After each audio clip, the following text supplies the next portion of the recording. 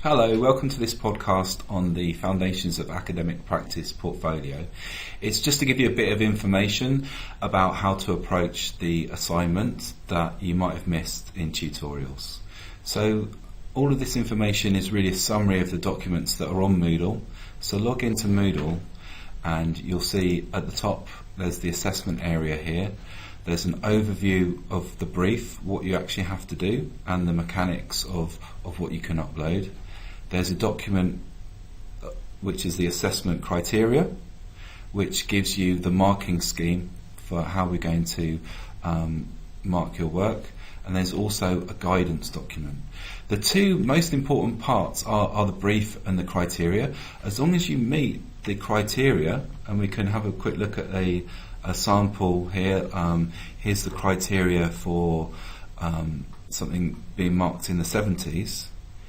As long as you meet each of these descriptions and you cover the brief, then that's what we mark it on. The guidance is just there as some advice if you're not sure how to approach it. Having said that, I do think this is a assessment that does suit getting a bit of advice. So if we have a look at the guidance document, my advice here would be to actually start from the end.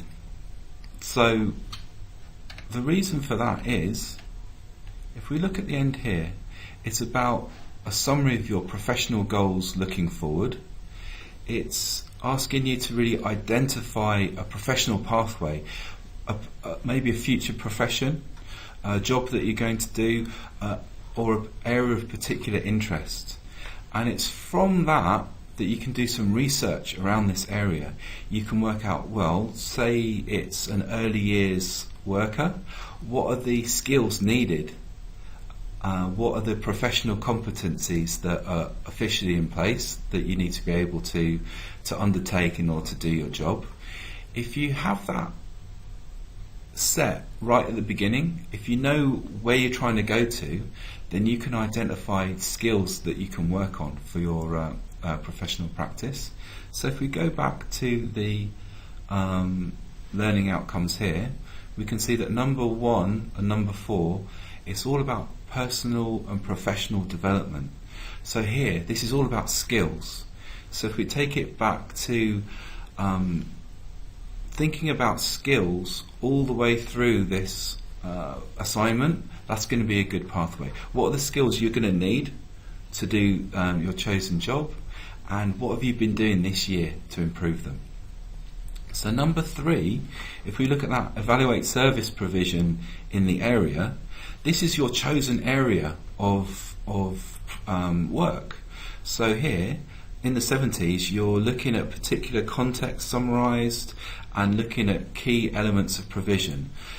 When you look at this, what we're looking for is for you to really describe what skills are needed and why, and also how those skills are used in that particular area of provision. So have a think about that, and that's going to be probably the final section.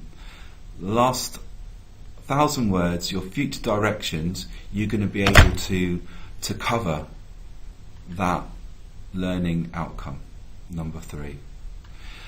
So then if we work backwards, once you've identified the skills that are needed for that sector, then you can start to work out some of these learning episodes that have happened throughout the year that have helped you to build those skills.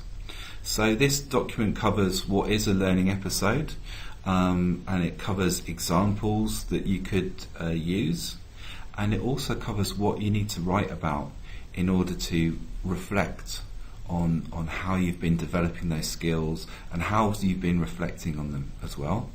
And it gives you suggestions for how to include other media apart from writing. Now have a look at that part about other media, because as it says here, you're assessed on ways that you can communicate using different types of media.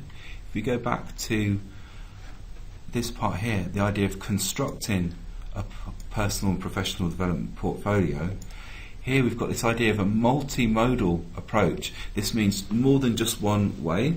So it's not just text, it's also images or other creative ways of getting across what you've been doing, the skills you've been working on. These can be sketches, they can be screenshots of blog posts. What we're looking for here is for you to bring this to life and provide a bit of evidence of what you've been doing. So that's where this part about what to include is valid. There's also this idea of linking practice to theory as well. So if we go back to learning outcome 2, reflect on experiences and use examples to explain links between theory and practice. This is very open. So if you've been reading certain literature around the skills that you're working on, well, that's great. You can bring them in here and you can say that your experience has been informed by reading, or what you've read actually links to the experience that you've had. If you're not really sure what theory to bring in here or what skills to work on, one core one that we've been working on throughout the unit is reflective practice skills. So we've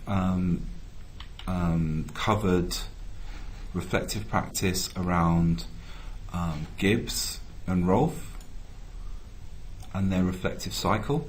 We've also looked at Brookfield's lenses as a way of analysing something that happened, a learning episode, and deepening your thinking around it, and also De Bono's analytical hats as well.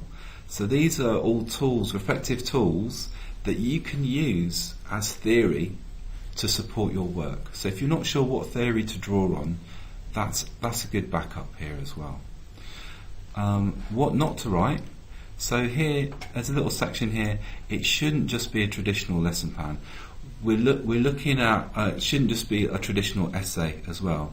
What we're looking at is not a description of what you did, but a reflection on how it built your skills. And really, we're looking for you to be a bit creative about the way that you present this, but creative in a way that really highlights the progress that you've made. So that's a bit of a summary of the documents that are there.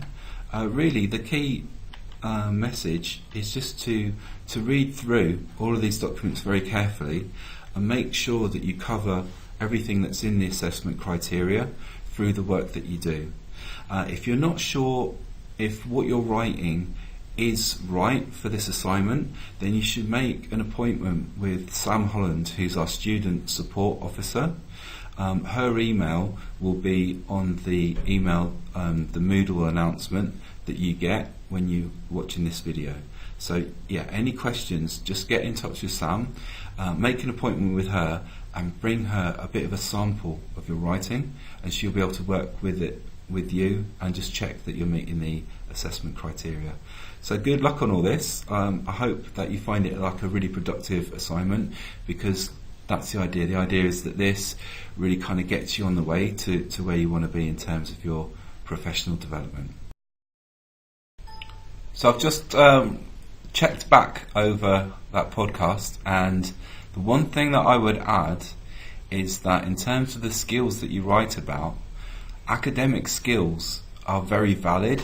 So the coursework that you've done, the written work, the group work for presentations, and any like the research skills, like building your reading skills, your library skills, finding suitable academic material, those are all suitable skills to include in the portfolio as well. It doesn't have to be just practical skills. All of these skills are an important part of being a professional, so don't neglect those academic skills that have been part of your coursework as well.